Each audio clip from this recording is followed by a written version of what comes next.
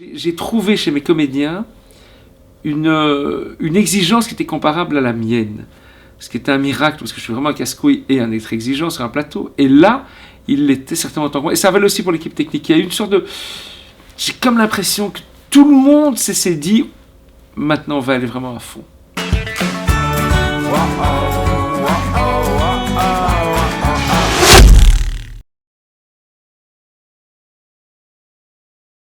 Oui, on peut dire du film qu'il traite du mariage forcé, qu'il traite de la double culture. Mais en fait, c'est vrai, mais c'était pas ça le moteur. Le moteur, c'était l'histoire. C'était le fait que je pouvais raconter l'histoire d'êtres humains qui sont plongés dans une situation totalement exceptionnelle. C'est ça le moteur. Je ne pense pas qu'en fait, la démarche soit juste de dire, tiens, j'aimerais bien faire un film sur tel thème. Non, on a quelque chose à raconter, on a un point de vue à porter avec une histoire incroyable. Et puis alors, évidemment, on traite d'un thème, ça évidemment, par rebond. Mais la source, c'est plutôt qu'est-ce que j'avais envie de raconter. Et cette histoire était tellement incroyable que je devais la raconter. Elle en était consciente de ça, c'est-à-dire qu'elle a vécu dans une famille de cette tradition-là pakistanaise, et du coup elle a vu sa sœur se marier, elle a vu des cousines se marier, elle a vu plein de gens se marier autour d'elle, et puis elle a vu comment ça fonctionnait. C'est juste que, on a beau savoir, on se dit que non, nous ça nous arrivera jamais. Jamais.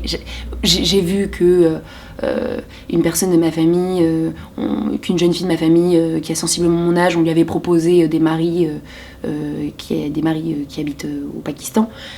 Mais on sait que ça existe, mais de là à se dire que ça peut nous arriver à nous, c'est un peu ça la complexité du truc. C'est qu'en même temps, elle a cautionné. Enfin, jusqu'à ses 18 ans, elle cautionne, puisqu'elle sait que ça existe. C'est quand ça lui arrive à elle qu'elle se dit « Ah, c'est dur en fait ». C'est très facile, non, c'est pas très facile, mais il est plus facile d'écrire un scénario en sachant où on va et quelle est la fin. Donc j'avais le début que je m'étais imposé moi, la fin c'était évident, mais je voulais faire un film linéaire. J'aurais pu commencer par le drame, j'aurais pu commencer par... et après on remonte, etc. C'est très classique, il y en a plein qui font ça, et c'est très bien. Je savais dès le départ que je ne le ferais pas. Et donc j'ai voulu vraiment raconter l'histoire de A jusqu'à Z avec une vraie progression dramatique. C'est ce que j'espère, c'est que le spectateur en fait est emporté par quelque chose qui le subjugue en fait, et qui fait que même si on est en marche vers quelque chose qui semble inéluctable, mais il y a de l'intérêt, de la passion par rapport à ça. C'était tout l'enjeu de ce personnage, c'était d'être dans cette ambivalence entre le grand frère qui essaye de prendre position et en même temps qui comprend sa sœur, puisque au départ du film, il comprend sa sœur, il essaie de convaincre le père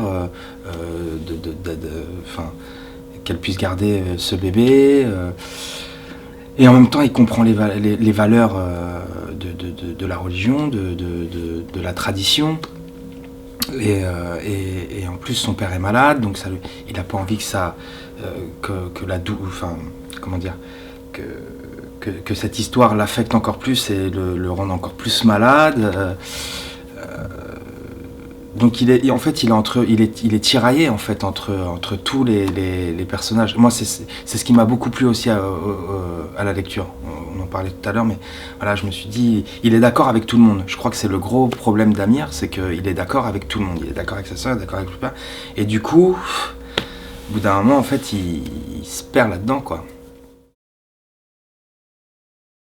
En fait, je suis arrivée une semaine avant le début du tournage sur le film, ce qui était un peu court. Et Sébastien Oubani, qui joue mon frère, qui lui était là depuis beaucoup plus longtemps que moi, depuis plus de 2 mois, c'est lui vraiment qui m'a aidé à travailler sur la langue et qui m'a fait travailler mon ourdou, mes répliques en ourdou. Et on avait une jeune fille qui s'appelait Ira sur le plateau et qui était notre consultante ourdou et qui était là pour nous dire quand on se trompait, parce que parfois il y avait des moments un peu cocasses. C'est-à-dire que Après, elle est vraiment de tradition pakistanaise, puis elle vient du Pakistan, il me semble, donc c'était vraiment... Pour elle, c'était très important, la religion était très importante, les traditions étaient très importantes. Donc on s'est retrouvés dans des petits moments un peu cocasses où nous, avec notre accent français, on avait du mal à dire parfois les phrases en ourdou, et parfois on disait des choses, notamment une fois, à un mot près, j'ai dit le mot sexe, alors que c'était pas du tout ça, ça n'avait rien à voir, je devais dire à mon père « laisse-moi tranquille », et j'ai dit « laisse-moi le sexe ». Et en fait, j'ai eu la tête de la consultante ourdou qui était hyper gênée, qui savait plus où se mettre, qui a hésité à dire à Stéphane qu'elle n'arrivait pas à dire le mot, elle n'arrivait pas à dire que j'avais dit un mot pas bien. Et du coup, là, c'était très drôle. Enfin, on a eu des grands moments, c'était pas facile, mais c'était marrant. En fait, ce qui est le plus compliqué dans cette langue, c'est... en fait, c'est pas d'apprendre, si tu veux, phonétiquement le texte, mais c'est d'y mettre des vraies émotions et intentions là-dedans, sans que tu te dises « Ah, je suis pas en train de parler ma langue », enfin, tu vois. C'est ça qui est le plus compliqué. C'est d'interpréter, d'être dans l'émotion, demander et de parler cette langue qui n'est pas la tienne et que tu n'as jamais parlé de ta vie. Donc c'est ça qui était très compliqué. Et ce qui est compliqué, en fait, c'est que par exemple en ourdou, tu vas dire c'est un bébé qui a dans mon ventre, donc c'est Jo me répète mehe, Jo me répète mehe. Et en fait, c'est dans mon ventre, un Pakistanais il y a. Tu vois? Donc ça inverse tout dans ta manière de jouer cette phrase. Les enfants du film sont francophones. Donc ils parlent parfaitement français sans aucun accent. Mais ils parlent très bien ourdou avec un accent francophone. Ce qui en fait a été le cas de mes acteurs. Donc là maintenant, il y a des Pakistanais qui ont vu le film à Toronto et qui nous disaient enfin voilà, qui pensaient vraiment qu'ils étaient d'origine pakistanaise, puisque cet accent francophone est assez logique. Et ce qui est bizarre, c'est que l'actrice à propos de laquelle on n'avait aucun doute, puisqu'elle est ourdouphone, c'est la mère évidemment, qui est donc Nina Kulkarni, qui est une grande star de Bollywood. En fait, c'est la seule qui les a un peu gênés, parce qu'évidemment qu'elle parle parfaitement ourdou, c'est sa langue maternelle, mais elle dit, elle, clairement, on entend qu'elle est indienne. Ce qui pour nous est évidemment, nous on n'était pas capable de le savoir, mais ils ont dit oui, non mais là franchement, en plus elle est très connue. Non seulement Nina Kulkarni est une actrice connue, mais bon, comme pakistanaise, ça le fait un petit peu moins. Ce qui est évidemment très drôle pour nous, parce qu'on n'a jamais pu le deviner. Et donc, elle parle parfaitement ourdou, mais avec un accent indien. Si on veut aller acheter quelque chose, aller dans l'épicerie du père de Zahira, jamais on saura qu'il se passe ça dans sa famille. Jamais on saura que sa fille a ce genre de problème, que eux ont ce genre de problème, que ce genre de tension qui existe dans leur famille. Et pourtant, en même temps, c'est un vrai problème sociétal parce que ça peut pousser des gens à faire des choses graves, notamment un mariage forcé, et même pire parfois. Et ça, je pense qu'on est tous concernés, peu importe le pays d'où on vient, c'est-à-dire... c'est un film vraiment sur la famille, dans le sens où on vit tous des choses très très compliquées chez nous, et on se rend pas toujours compte de ce qui se passe. Moi, ce qui me touche dans cette histoire, c'est qu'il est évident que je suis dans le camp de Zahira. Bien entendu, je suis dans le camp de Zahira. Bien entendu que je comprends Zahira, je la comprends intégralement. C'est fou ce que je la comprends. Mais le film est beaucoup plus fort, je trouve, si l'artiste que je suis comprend Zahira, mais tente de comprendre tout le monde et comprend tout le monde.